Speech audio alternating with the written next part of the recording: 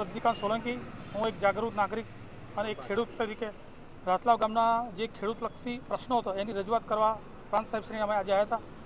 આપ સૌ જાણો છો મિત્રો કે ભારત જે છે એ ખેતી પ્રધાન દેશ છે. ભારતની કુલ વસ્તીના મોટાભાગના લોકો માત્ર ને માત્ર ગામડામાં રહે છે, ખેતી કરે છે અને ખેતી સાથે એ લોકો પશુપાલન કરીને પોતાનું જીવન ગુજરાન કરતા હોય છે. હવે આજે અમારા ગામમાં એવું બન્યું છે કે રેલવે તંત્રનો જે વિકાસ થઈ રહ્યો છે, તો રેલવે તંત્રનો વિકાસ થયો પણ ખેડૂતોના ભોગે જે રેલવેનો વિકાસ થાય છે એની સામે અમે ખેડૂતોએ વાંધો નોંધાવ્યો છે.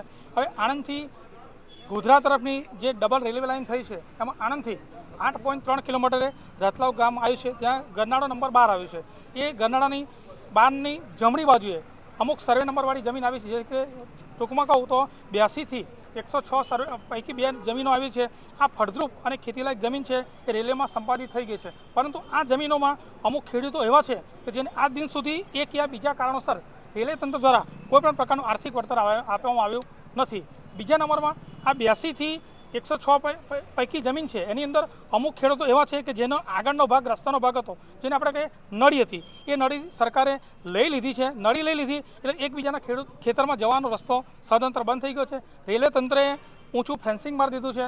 આ ફેન્સિંગ માર્યું ત્યારે પણ ખેડૂતોને કોઈપણ પ્રકારની લેખિત કે મૌખિકમાં જાણ કરી નથી. ફેન્સિંગ મારી દીધું એને લીધે આગળના ખેડૂતો પોતાના ખેતરમાં જઈ શકતા નથી. છેલ્લા 1.5-2 વર્ષથી 50 કરતાં વધારે ખેતીલાયક અને ફળદ્રુપ જમીન છે એ પડતર પડી રહી છે, ખેડાતી નથી. એટલે ખેડૂતો જે છે એ પાયમાલ થઈ ગયા છે. બરાબર છે. એટલે મારી સાહેબશ્રીને રજૂઆત હતી કે ભાઈ ખેડૂત છે, બરાબર, એ જગતનો તાજ છે.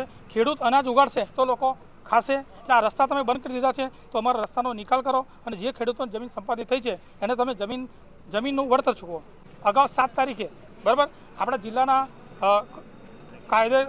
જિલ્લાના કલેક્ટર સાહેબ છે એમને પણ અમે આવેદનપત્ર આપીને જણાવ્યું છે. એમણે કહ્યું છે કે અમે આની આગળ કાર્યવાહી કરીશું. પણ રેલવે 7 તારીખે જ્યારે કલેક્ટર સાહેબને આવેદનપત્ર આપ્યા હતા ત્યારે માનનીય જે MP સાહેબ છે, મિતેશ પટેલ સાહેબ છે, એમને ત્યાં પણ અમે એક લેટર લખ્યો છે અને એમણે પણ અમને હેલ્પ કરવાનું કહેલું છે.